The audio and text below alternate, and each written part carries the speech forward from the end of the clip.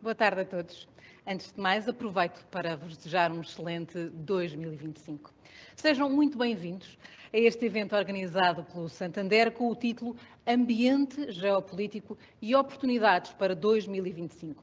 Durante as próximas 2 horas, vamos abordar as perspectivas, mas também as oportunidades de investimento para 2025, contando com a preciosa participação do Nuno Henriques, CEO da Santander Asset Management, e também do Pedro Meli Castro, responsável pela área de poupança e investimento do Santander Portugal.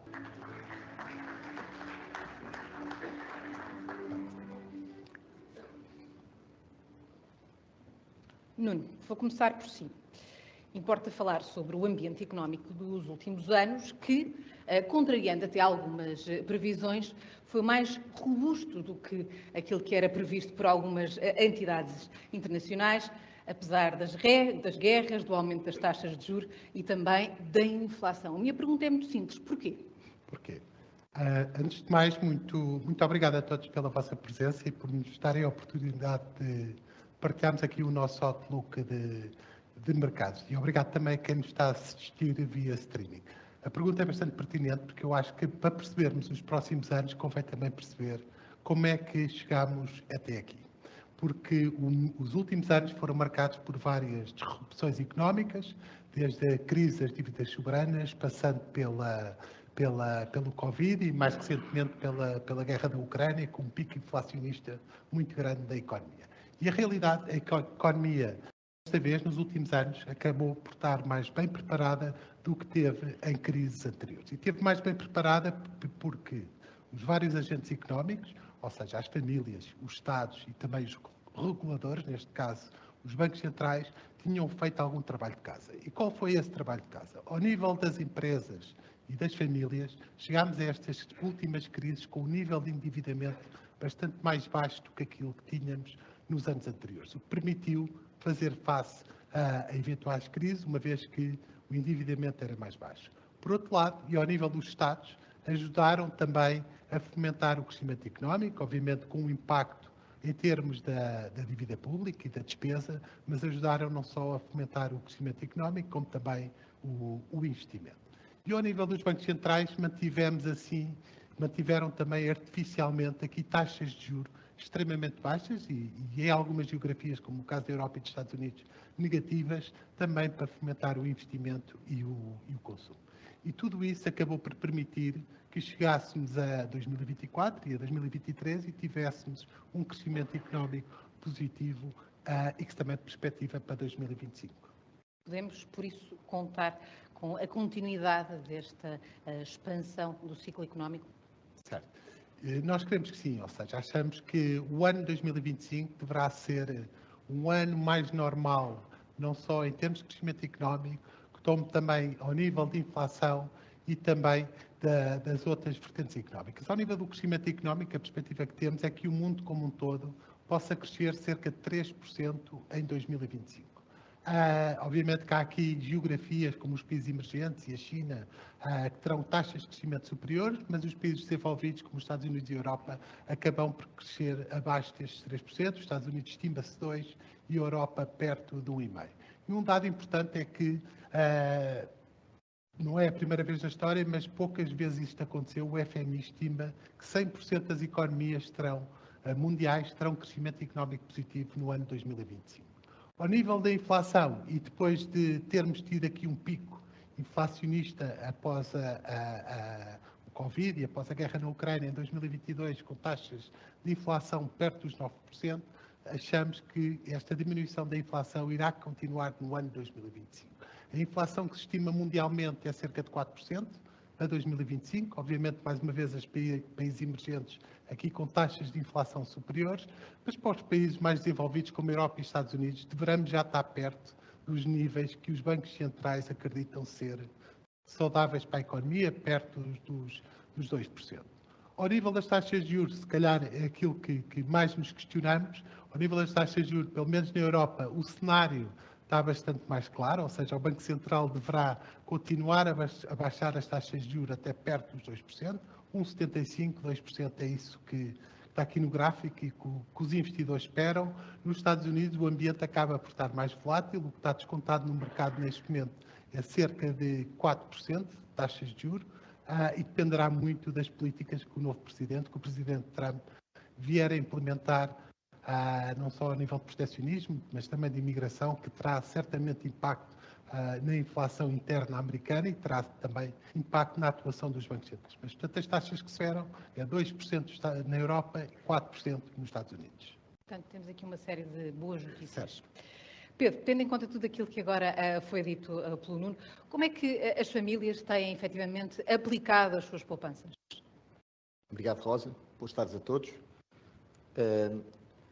As aplicações no último ano, e isto eu acho que é um facto engraçado e interessante, é que ninguém tem bolas de cristal e, portanto, ninguém adivinha aquilo que vai dar mais no próximo ano.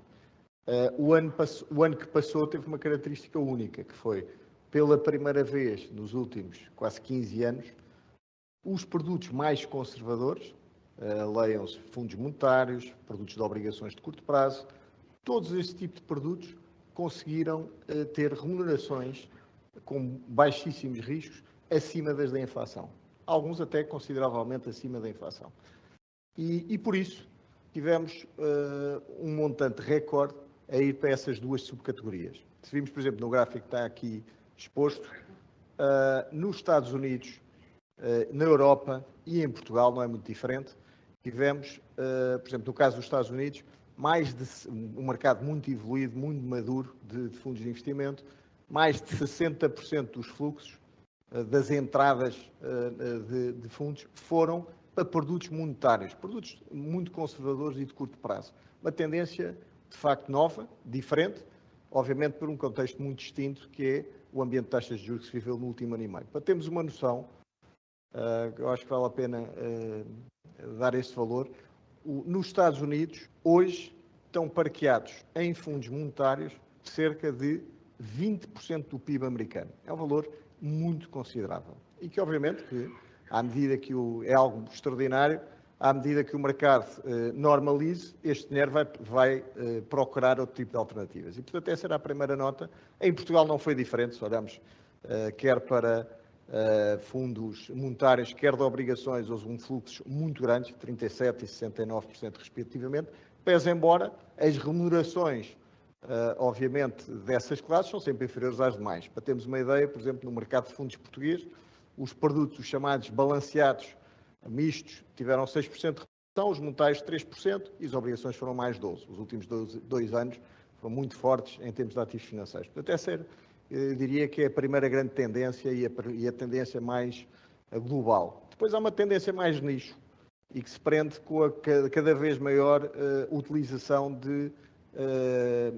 por parte de investidores particulares de ativos alternativos, de mercados privados. Ou seja, aqueles ativos que eu não consigo comprar em bolsa, como são as ações ou as obrigações, compro através de outros mecanismos. E aí as últimas instituições apontam para um crescimento, enfim, já tem sido relevante, valia 4 bilhões em português em 2013, apontaram para 15, 16 agora em 2023 e estima-se que dobrem nos próximos também 10 anos. É algo que está a aparecer com alguma força, não só por facilidade por parte dos reguladores em criar estruturas mais flexíveis, com maior liquidez e maior orientação para clientes particulares, que era um segmento que estava só disponível para clientes institucionais, e, portanto, essa é uma tendência nova, e, portanto, esse é um dos pontos bastante relevantes,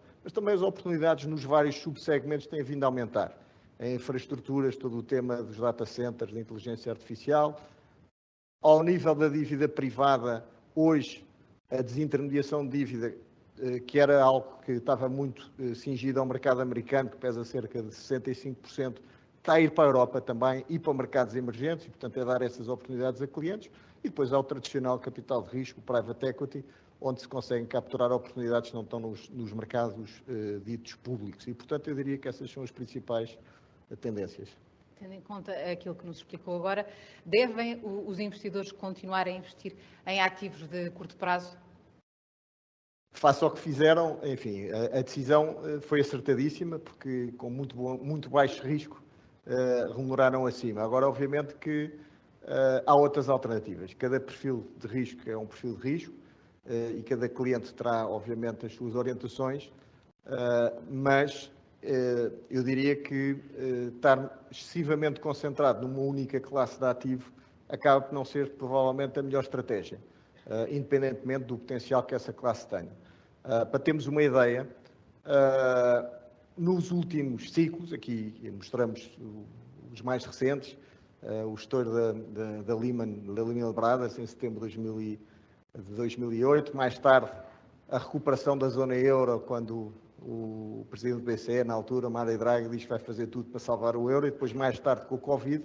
Nesses 3 períodos tivemos tendências muito distintas a nível das classes ativas, quer ao nível regional, quer ao nível setorial. Por exemplo, pós-crise da Lehman, o mercado da zona euro faz, nesses anos, até julho de 2012, menos 2%.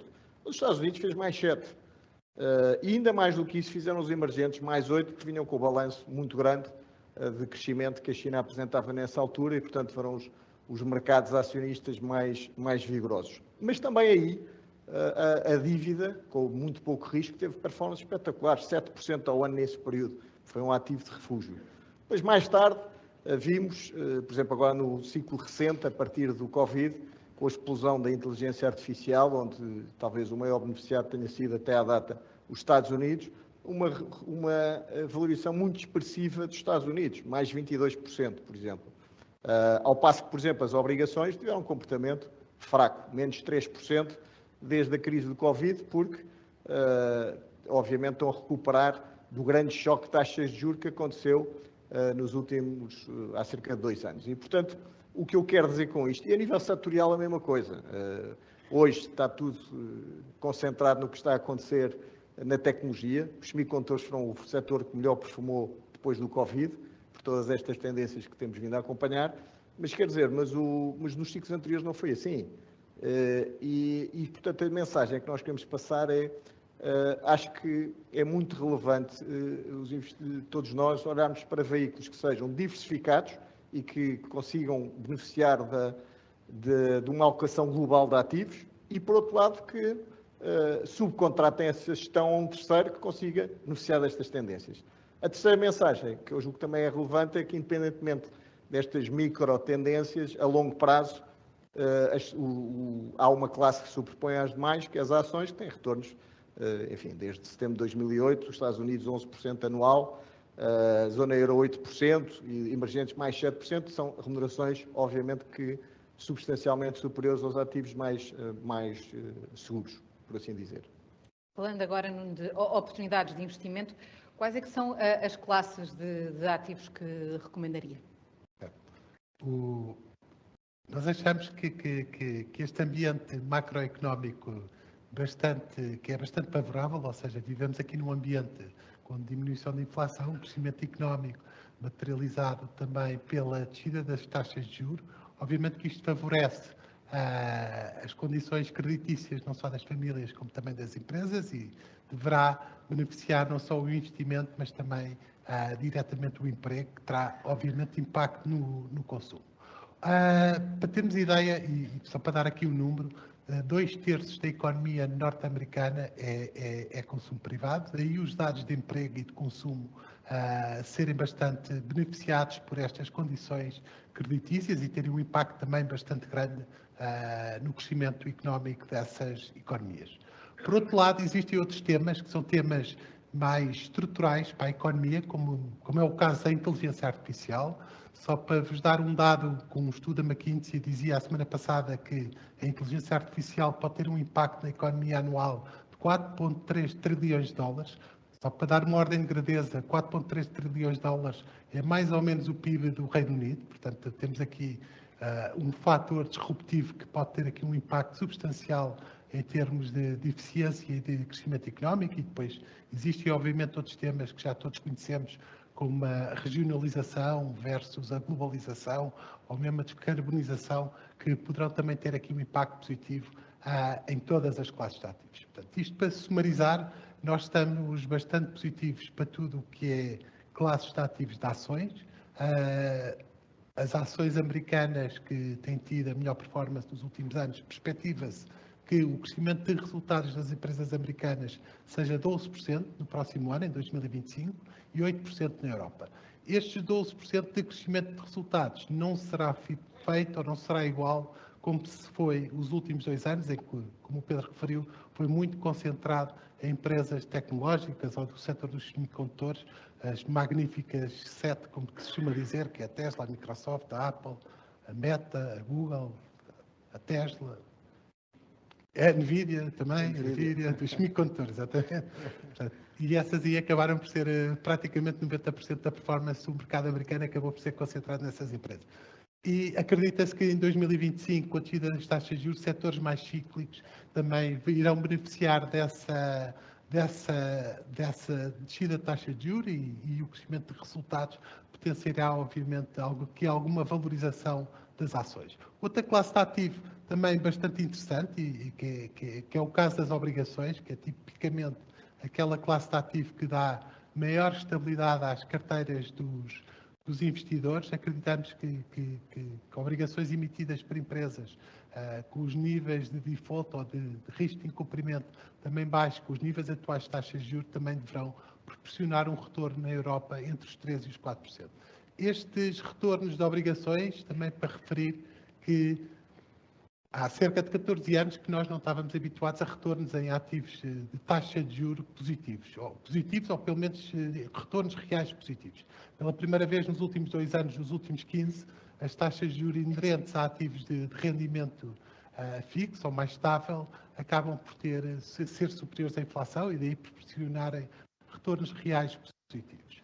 Ao nível das obrigações de dívida soberana, tipicamente apelidado os ativos mais seguros do mundo, os retornos deverão estar próximo do que está atualmente descontado nas taxas de juros, 2% na Europa e 4% nos Estados Unidos. Pedro, Portanto, aqui um cenário bastante positivo para todas as classes de ativos. Registramos essas notas novamente positivas. Pedro, que recomendações é que faria a um investidor neste arranque de 2025? Eu, antes de mais, deixe-me dizer e congratular pelo facto de, neste momento, as taxas de poupança em Portugal estarem a subir. E isso, per si, antes de mais, é uma base que é relevante e de destacar, porque têm sido muito baixas, e, portanto, sem poupar não há investimentos.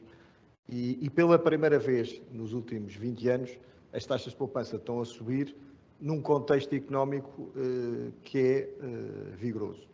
E, portanto, aquilo que nós vimos no passado, quer na crise das dívidas soberanas, quer agora mais recentemente na crise do Covid, foi só nesses períodos de maior aperto que se viu taxas de poupança mais elevadas. Esse é o primeiro nota. Agora, a segunda é o que é que os portugueses têm feito. São de matriz muito conservadora. Aquilo que temos em Portugal, e mais conservador que na maior parte das geografias, é o grosso das poupanças concentradas em instrumentos muito conservadores. Os depósitos prefazem, se olharmos para ativos financeiros, 76%, são quase 190 mil milhões de euros. E se virmos este acréscimo de poupança, também muito circunstancial pelo facto das taxas terem subido, aqui em Portugal os depósitos particulares subiram 12 mil milhões de euros, portanto quase toda a poupança, o aumento de poupança dos portugueses foi para depósitos, e depois os produtos de investimento, os fundos, os seguros financeiros, captaram apenas 1.500 mil milhões de euros. Portanto, foi o que aconteceu este ano. Olhando para a frente, enfim, cada caso é um caso. Nós aqui no Santander temos um modelo de consultoria que permite, obviamente, fazer propostas aos clientes em função daquilo que é relevante, do risco que querem tomar, da horizonte temporal que querem seguir e das suas necessidades de liquidez. E, portanto, acho que é muito importante as pessoas perderem tempo a fazê-lo, porque há sempre espaço para forrar a médio e longo prazo. Já vimos há pouco que, assumindo, obviamente, riscos mais elevados, que no longo prazo, enfim, isto é uma questão de tempo, valem a pena correr, podem fazer a diferença. Até porque depois, no final do dia, a mãe das necessidades é a reforma. isto para todos, e de acordo com os últimos estudos da Comissão Europeia, aquilo que vamos tendencialmente é receber cada vez menos e vamos viver mais anos. Também já é algo que já todos sabemos, mas muitas vezes não nos preparamos. E, portanto, eu acho que essas são talvez as dicas principais. E depois, obviamente, que em função dessas variáveis, escolhe-se o veículo. E há veículos mais eficientes, como são do ponto de vista fiscal, como são os custos financeiros. Os fundos de investimento não têm a mesma fiscalidade e, portanto, no médio e longo prazo são menos eficientes.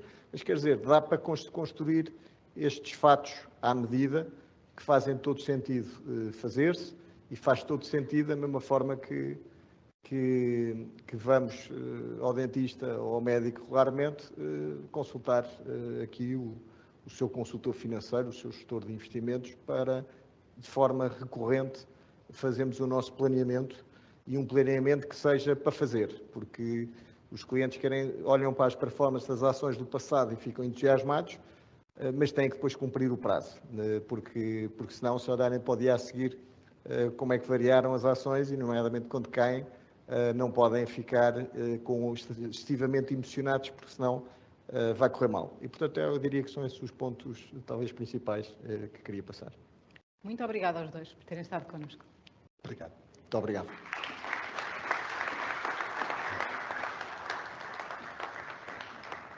Destacaria então, no entanto, dois aspectos essenciais das notas que nos deixaram, quer o Pedro, quer o Nuno. O ambiente económico mantém-se favorável e com boas perspectivas e existe espaço para os investidores saírem da designada zona de conforto, ou seja, de investimentos mais conservadores, e diversificarem as suas poupanças para produtos que podem trazer eventualmente maiores rendibilidades.